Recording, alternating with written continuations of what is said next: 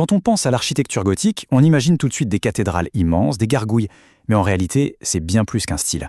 C'est avant tout une histoire d'ingénierie, une véritable révolution technique qui a permis aux bâtisseurs du Moyen-Âge de défier les lois de la gravité pour sculpter la pierre et la lumière. La grande question, c'est vraiment celle-là. Comment ont-ils fait? Comment ont-ils réussi à construire des édifices aussi hauts, avec des murs qui semblent n'être que du verre? Ça paraît presque impossible. Pour comprendre la solution, il faut d'abord bien saisir le problème qu'ils avaient à résoudre. Allez, on va remonter un peu le temps juste avant que cette révolution n'éclate pour voir à quoi ressemblait le monde de l'architecture. Avant le gothique, il y avait le roman. Un style magnifique, mais regardez bien, les églises ressemblent presque à des forteresses. Les murs sont massifs, très très épais, avec de toutes petites fenêtres. C'était du solide, pas de doute. Mais l'inconvénient, c'est qu'à l'intérieur, c'était sombre, très sombre. Et le grand responsable de toute cette lourdeur, c'est lui, l'arc en plein centre, hérité des Romains. Sa forme de demi-cercle est très belle, c'est vrai, mais elle a un énorme défaut structurel. Elle pousse tout le poids de la voûte vers l'extérieur. C'est une force que les physiciens appellent la poussée. Et cette fameuse poussée, elle a une conséquence directe et un peu brutale. Pour que les murs ne s'écartent pas et que tout le bâtiment ne s'effondre pas, il n'y avait pas le choix. Il fallait construire des murs énormes pour contrebalancer cette force. Et qui dit mur massif dit forcément peu de place pour les fenêtres et une hauteur très limitée. L'ambiance était, disons, très terrestre.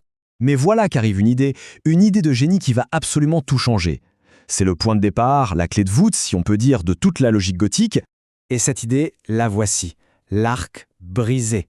C'est un changement de géométrie qui peut paraître simple, mais il était révolutionnaire.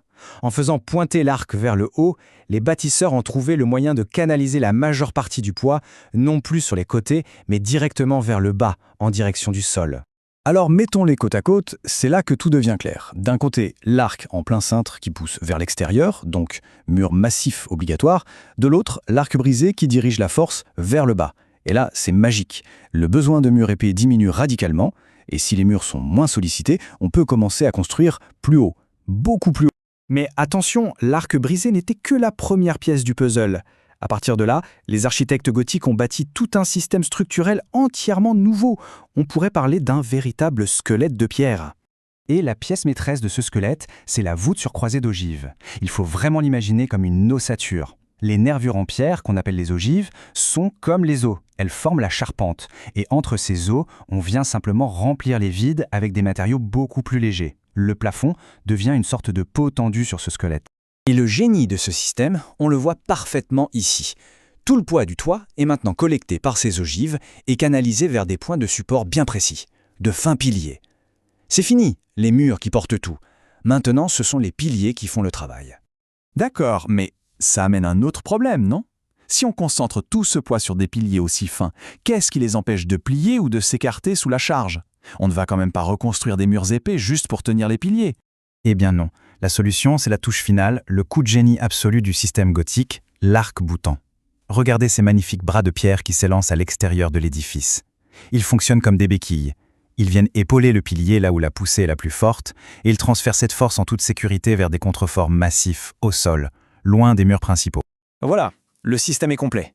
L'énigme structurelle est résolue, et les conséquences esthétiques et spirituelles de cette innovation, elles sont tout simplement spectaculaires. C'est ça, le point culminant. Pour la toute première fois dans l'histoire de l'architecture, le mur est libéré de sa fonction porteuse. Il n'a plus besoin de soutenir quoi que ce soit. Il devient une simple enveloppe, une peau, qu'on peut enfin percer, sculpter et même supprimer.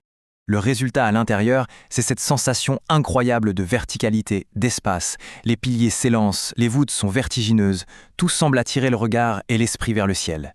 Et bien sûr, puisque les murs ne portent plus rien, les architectes ont pu réaliser un rêve, les remplacer par du verre. Des surfaces vitrées immenses. Les vitraux inondent alors l'intérieur d'une lumière colorée, divine, transformant la cathédrale en une vision quasi surnaturelle. Cette image illustre parfaitement ce qu'on a appelé la course vers les cieux. Une fois le système maîtrisé, une véritable compétition s'est engagée entre les villes pour construire la cathédrale la plus haute, la plus légère. De Laon à Amiens, chaque nouveau chantier repoussait un peu plus les limites du possible. Bien sûr, le style gothique n'est pas resté figé. Il a évolué pendant près de 400 ans et il a laissé une empreinte indélébile sur toute l'Europe. On peut voir cette évolution en plusieurs grandes phases. D'abord, le gothique primitif, où tout commence avec la voûte d'ogive. Puis, le gothique classique, l'âge d'or, où l'on perfectionne l'arc-boutant. Ensuite vient le gothique rayonnant, où la structure devient si fine qu'on peut créer ces immenses rosaces. Et pour finir, le gothique flamboyant, qui pousse la décoration à un niveau de complexité incroyable, avec des formes qui ondulent comme des flammes de pierre. Ici, on voit très bien la différence de style. À gauche, le rayonnant, c'est très géométrique, très pur, ça fait penser au rayon d'une roue. À droite, le flamboyant. C'est beaucoup plus organique, tout en courbe et en contre-courbe, ça rappelle vraiment des flammes. Née en France, cette révolution architecturale s'est répandue sur tout le continent. De l'Angleterre à l'Espagne, de l'Allemagne à l'Italie, chaque région s'est approprié le style gothique pour créer des chefs-d'œuvre qui nous émerveillent encore aujourd'hui. Finalement, le gothique fut une réponse brillante aux défis de son temps, une révolution de la pierre et de la lumière. Et ça nous amène à une dernière question. Face à nos propres défis, quels matériaux, quelles techniques définiront l'architecture qui laissera notre marque sur l'histoire ?